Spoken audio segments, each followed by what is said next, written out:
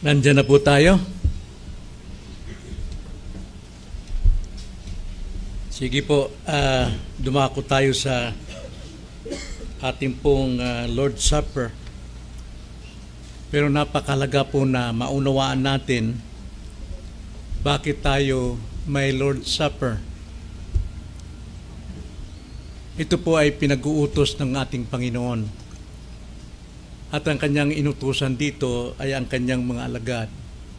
At hindi ito iniutos sa lahat ng tao kung ano-ano man ang kanilang relihiyon. Kundi ang inutusan niya ay ang kanyang totoong mga alagad. At naniniwala ako na tayo po ay mga totoong mga alagad na kung ating balikan muli ang ating pagiging miyembro ng Iglesia. Acts chapter 2 verse 40, 41, and 42, may kita natin ng utos na ito ng Panginoon ay naisakatuparan noong unang Iglesia. Ang sabi po sa Acts 2:40, marami ang sumampalataya dahil sa pangangaral ni Apostol Pedro, sila'y naligtas sa kanilang panampalataya kay Jesucristo. At ang lahat ng mga naligtas o nang hawak sa salita ng Panginoon ay nagpabautismo. So isang palatandaan na isang totoong naligtas dahil sa tamang aral ng mga apostol, sila ay nagpasakop sa bautismo. At nung sila ay may pasakop sa bautismo, sila ay idinagdag sa iglesia. Kaninong iglesia? Yung totoong iglesia ng Panginoon. At dahil dyan, sila ay nabautismuhan, sila ay sumampalataya, sila ay nabautismuhan, sila ay nadagdag sa iglesia. Kaya naman, sila po ay nagpatuloy faithfully to the teachings of the apostles. Yes, verse 42. To the fellowship of the brethren, to the Lord's Supper, and prayer meeting. Okay? So, aking ini-encourage ang bawat isa sa atin, lalo na kung hindi pa tayo masasabing tayo po ay talagang miyembro ng isang iglesia, kailangan malaman muna natin ang katotohanan, sapagkat katotohanan lang siya makapagpapalaya sa atin. Kaya nga kung hindi pa natin naintindihan talaga ang kaligtasan, dinidiscourage ko po ang bawat isa sa pamagitan ng pag-encourage ko sa kanila na pag-isipan muna ang pag-take ng Lord's Supper at ini-encourage kong hanapin, alamin ang katotohanan ng pagiging isang miyembro ng iglesia. Okay? So ano ba ang layunin ng Lord's Supper? Buksan natin ang ating mga Biblia sa 1 Corinthians chapter 11 verses 23 hanggang basahin natin hanggang 30, bagamat 23 to 26 lang ang ating pagbubulay-bulayan. Ganito ang pagkakasabi. Sapagkat tinanggap ko sa Panginoon, ito'y salita ni Pablo sa mga taga-Korinto, ang ibinigay ko naman sa inyo, na ang Panginoong Hesus ng gabing siya'y ipagkanulo ay dumampot ng tinapay. At nang siya'y makapagpasalamat, ito ay kanyang pinagputol-putol at sinabi, ito'y aking katawan na pinagputol-putol para sa inyo. Gawin ninyo ito sa pag-alaala sa akin. Sa gayon ding paraan ay kinuha niya ang kopa. Pagkatapos maghapunan na sinasabi, ang kopang ito'y siyang bagong tipan sa aking dugo. Bakit po bagong tipan? Dahil sa lumang tipan, dugo ng hayop ang winiwisik para magkaroon ng temporary forgiveness ang kanyang mga tao. Pero ngayon, dugo na ni Kristo, forever forgiveness na po yon. Ang sabi niya, Gawin ninyo ito tuwing kayo'y iinom nito sa pag-alaala sa akin. 26.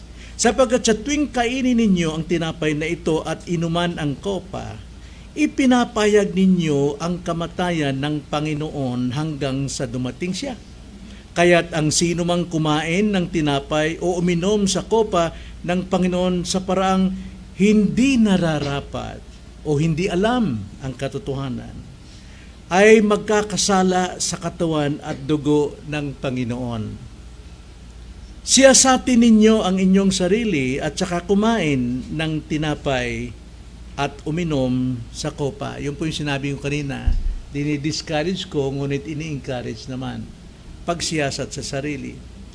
Sapagkat ang sino mang kumakain, verse 29, ang sino mang kumakain at umiinom na hindi kinikilala ang katawan ay kumakain at umiinom ng hatol sa kanyang sarili. Ayaw natin na sa kanyang pag-take ng Lord's Supper na hindi niya naunawaan, ay hatulan siya sa kanyang sarili. Ayaw natin yon.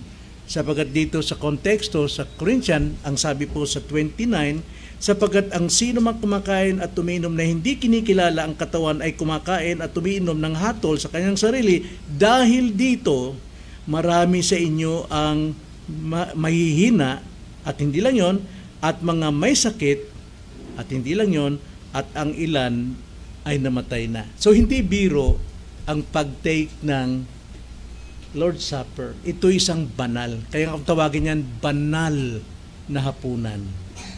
Na maraming tao ang gumagawa o nagsasabuhay ng communion, kung tawagin sa Catholic, o banal na hapunan.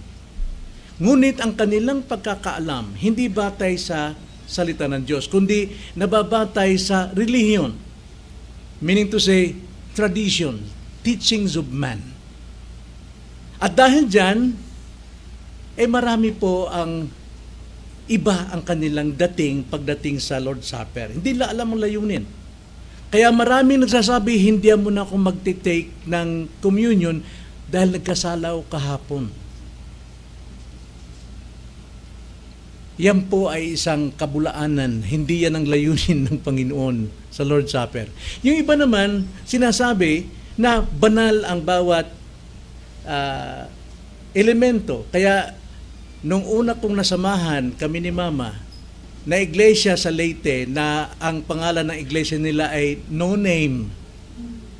Walang pangalan. Basta sumampalataya ka lang.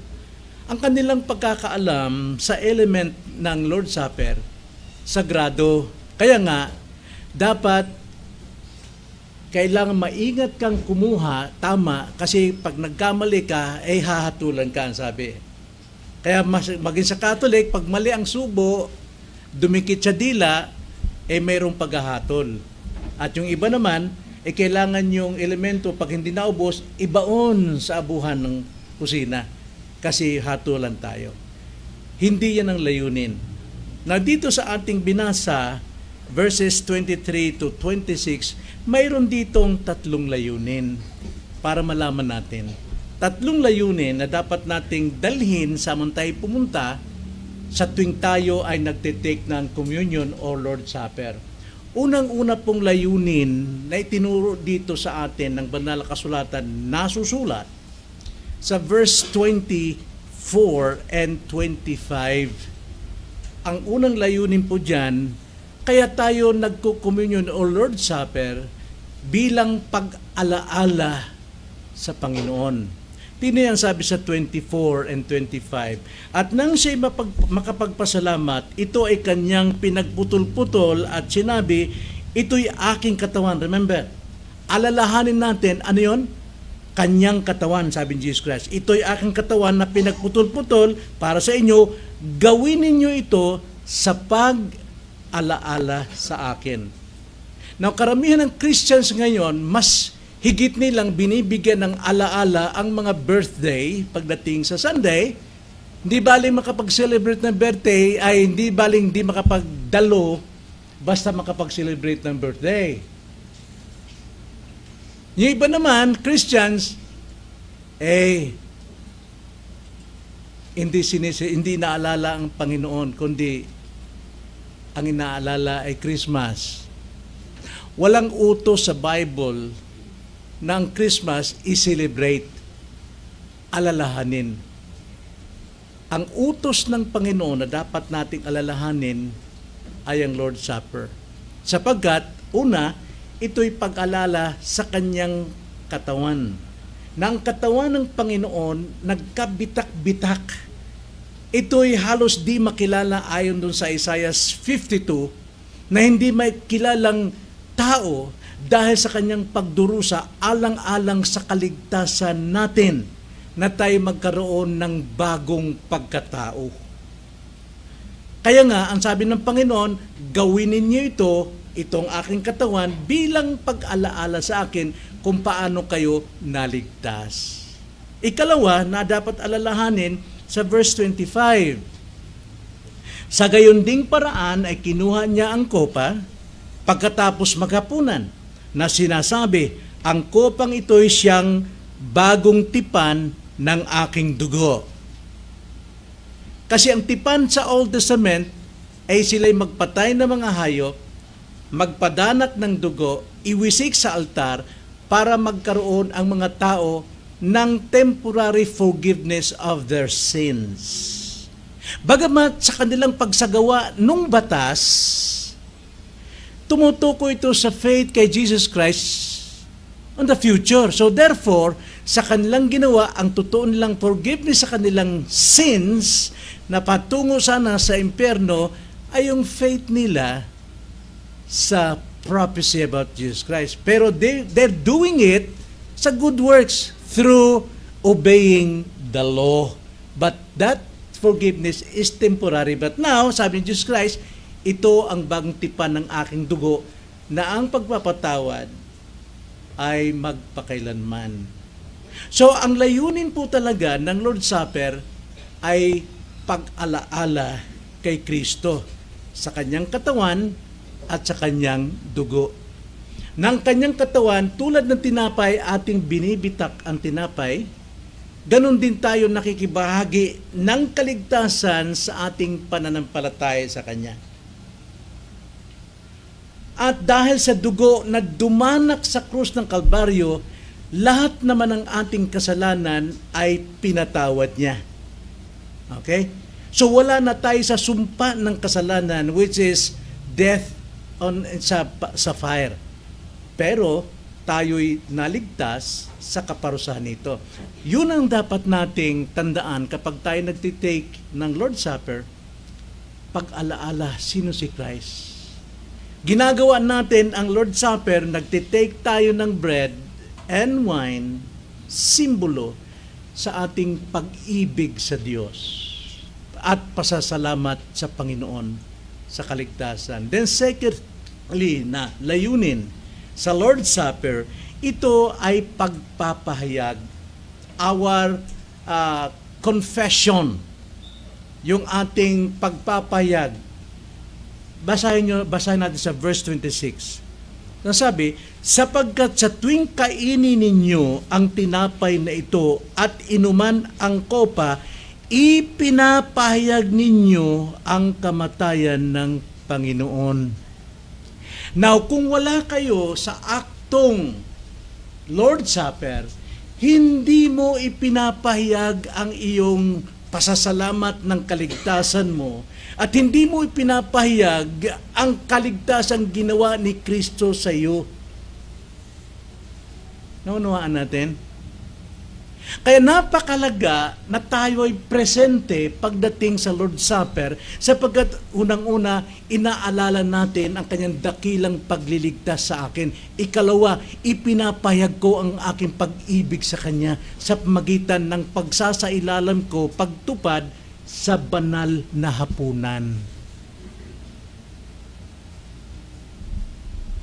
Kung gagamitin mo yung mga tradisyon ng tao, hinahamak mo ang totoong layunin ng Lord's Supper. Hinahamak mo, baliwala sa iyo yan. Kaya nga, kung ating pinapahayag dito mga kapatid, hindi lang tayo naging testimony sa ating kapwa that we believe Christ, that we believe the gospel of God. That's why kasama ako dito sa pamamagitan nagkakaisa tayo na ang gospel of God is the power of God unto salvation. Kaya tayo ay napapalakas sa isa't isa. Hindi lang tayo, pagkakulang kasi sa atin, ako naman si wala siya. Pero kung dyan tayo, lahat tayo nagbubunyi. Kaya nga yung 4 na haligi ng isang Kristiyano, Acts 2:42. Doctrines of Apostle, fellowship of the brethren, Lord's Supper, and prayer meeting. Yun po yun.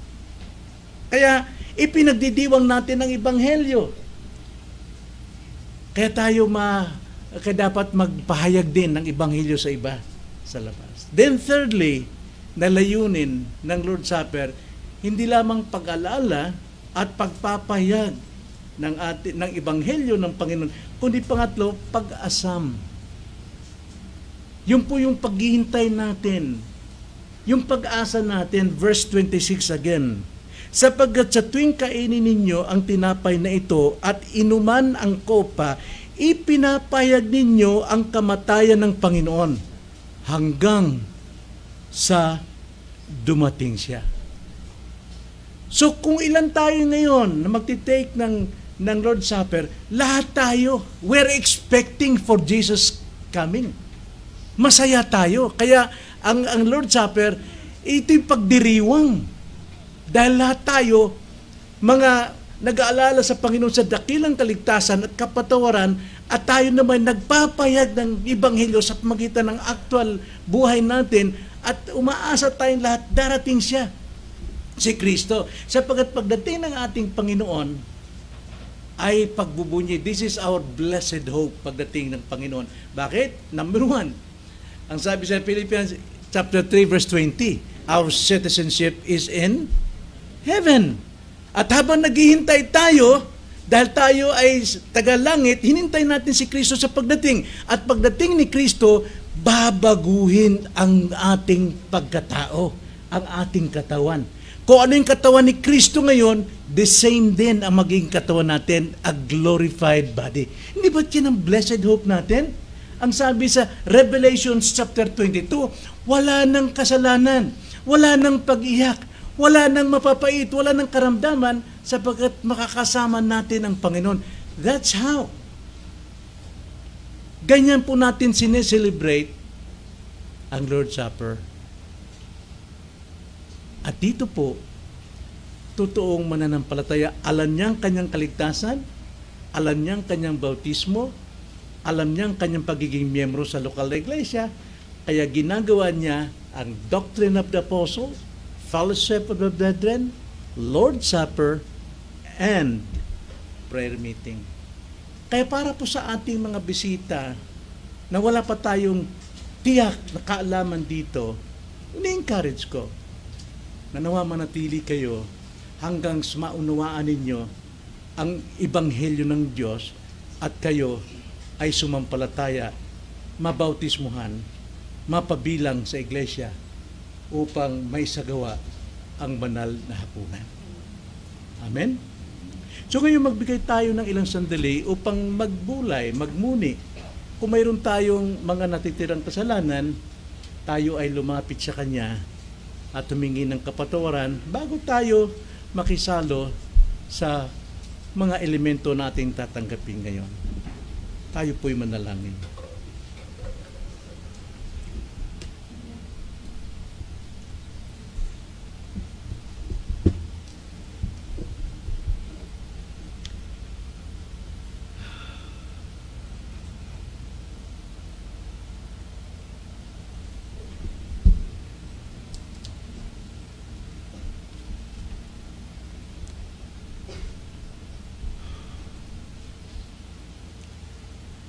Salamat po, Panginoon, sa inyong mga salita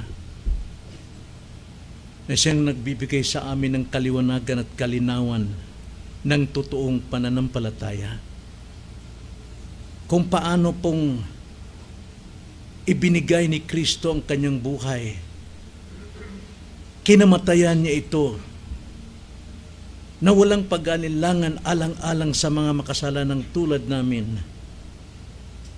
Naway kilalanin din namin ng seryoso ang kaligtasang taglay namin at pagsunod sa utos ng Panginoon na dapat naming alalahanin. Salamat po sa inyong mga salita na katotohanan ang siya nakapagpalaya sa amin mula sa maling paniniwala, sa mga walang kasiguruhang pinangahawakan, kundi sa inyong mga salita lamang. Ama, patawarin niyo po ang inyong mga tao ngayon. Hindi kami perpekto, Panginoon. Kami po ay nagkakasala at salamat din po sa iyong salita na patuloy nagpapaalam sa amin ng aming karumihan upang hugasan kami sa pamamagitan ng pagsunod namin sa pagsasabuhay upang kami malinis at mapabanal. Salamat po, Ama, sa kapatawaran ninyo, sapagkat inyong ipinangako na kung amin pong ipapahayag ang lahat ng aming mga kasalanang nagagawa, kayo po ay tapat at banal na kami iyong patatawarin at lilinisin sa lahat ng kalikuan. Salamat po, Ama, ng mga salita niyo ito'y katotohanan at mapanghawakan. Kaya sa aming paglapit ngayon sa banal na hapunan, sa mga simbolo ng mga elemento, ang katawan ninyo at dugo, kami po, Panginoon, ay pinatawad ninyo at malinis kaming lumalapit sa inyo na walang pag-aninlangan. Salamat, Panginoon, at tinatawagan namin lahat ng inyong mga tao na sumasampalataya at nag-aalala sa dakilang kaligtasan at nagpapahayag ng kanilang pakikipag-isa sa inyo at umaasam sa iyong muling pagparito o dakilang Diyos, Panginoon naming Jesus. Kami po ay lumalapit sa inyo at kami makikibahagi. Tanggapin po ninyo ang aming pong mga puso. Ito ang aming dalangin sa pangalan ng Panginoong Jesus. Amen.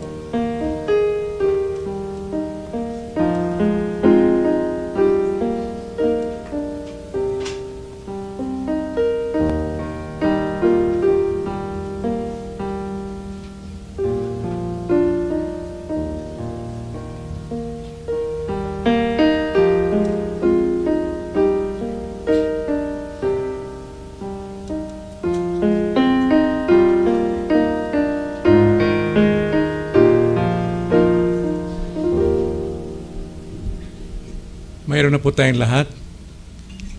Lumapit tayo sa presensya ng Panginoon na may pananampalataya. Hawakan natin ang mga elemento at ating pakinggan ang pagbabasa ng mga kalalakihan para sa tinapay at sa kopa at sa kanilang panalangin. At ang panghuli ay ang closing prayer na may pag-awit ng himno.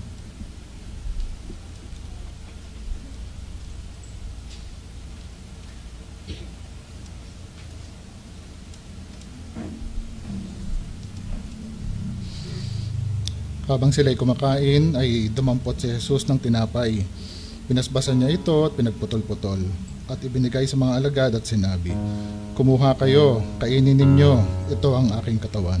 Manalangin po tayo. Dakilang Ama, kami po ay patuloy na nagpapasalamat sa banal na hapunan na ito. Tuwing aming itong inaalala o ginaganap, naaalala namin na ang inyong mga tao ay pawang makakasalanan, mga walang pag-asa, ngunit na napawalang sala at nagkaroon muli ng ugnayan at nagkaroon ng kalayaang makalapit sa inyo. At ito po'y dahil sa pamamagitan ng aming Panginoong Hesukristo na inyong bugtong na anak. Maraming salamat dahil naaalala namin ang kabayaran ng aming kasalanan ay hindi po mura. Ito po'y pinagbayaran ng buhay ng aming Panginoong Hesukristo. Kaya ang tinapay po na ito, ang simbolo ng kanyang katawan na nabayubay, nadurog, nasira sa krus ng Kalbaryo upang ang mga kasalanan na tulad namin ay mapawalang sala at magkaroon ng buhay na walang hanggan. Ito pong aming patuloy na pagpapasalamat. Binabalik namin sa iyo lahat ng papuri at ang kaluwalhatian sa pangalan ng Panginoong Hesus. Amen. Kainin po natin ang tinapay.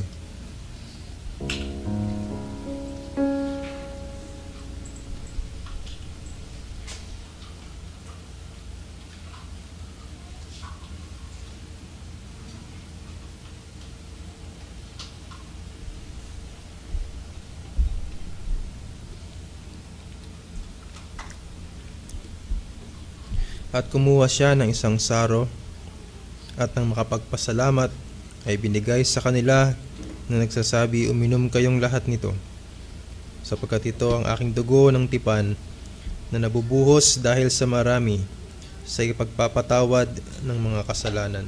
Tayo po yung manalangin. Totoo, aming Diyos, sa kakayanan namin ay pawang may kasalanan at hindi kalugod-lugod sa inyo pong harapan. Wala sa amin ang siyang kayang magbago o makapasok sa inyong kaharian, kundi lamang, Lord, sa isang sakripisyo na inyong pinag-uutos. At wala pong kayang, Panginoon, na gampanan na ito, kundi sa inyong anak na siyang nabayubay sa krus, na inyo pong pinangako na wakasan ng lahat ng mga sakripisyong, at siya po ay namatay at dumanak ang dugo. At ito po, Panginoon, ang siyang tanging paraan at daan na kayo po ang nalugod sa dugo, Panginoon, sa kanyang kamatayan, sa pagpapatawad ng aming mga kasalanan. Salamat, Ama, na muli naming pinanariwa ang inyong pinag-uutos ng banal hapunan na siyang kasama namin, Panginoon, ang bawat isa na alahanin ito upang kayo po ang mabigyan ng lugod. At salamat, Panginoon, sa simbolo ng katas ng ubas na ito, na siyang inyong dugo, Panginoon, na siyang dumanak para sa ipapatawad ng aming pong mga kasalanan. At lahat ng ito ay kayo pong aming pinupuri sa tanging pangalan ng Panginoong Hesus. Amen. Inumin po natin ang katas ng ubas.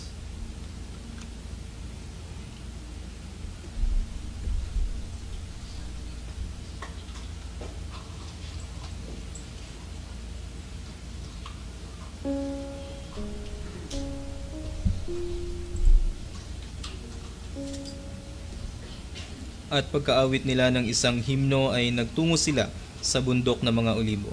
Let's stand as we sing Before the Throne of God Above.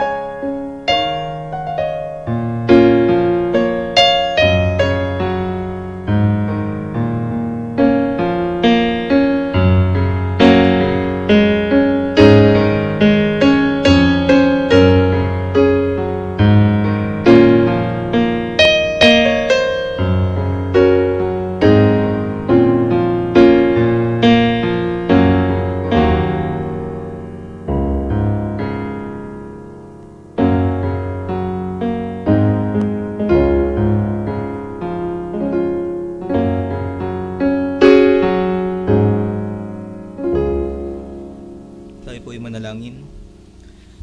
Opo aming Diyos, tunay na nagpapasalamat ang aming mga puso sa patuloy ninyong pagpapaalala sa amin mula kaninang umaga sa mga mensahe na aming narinig hanggang ngayon sa aming naranasan.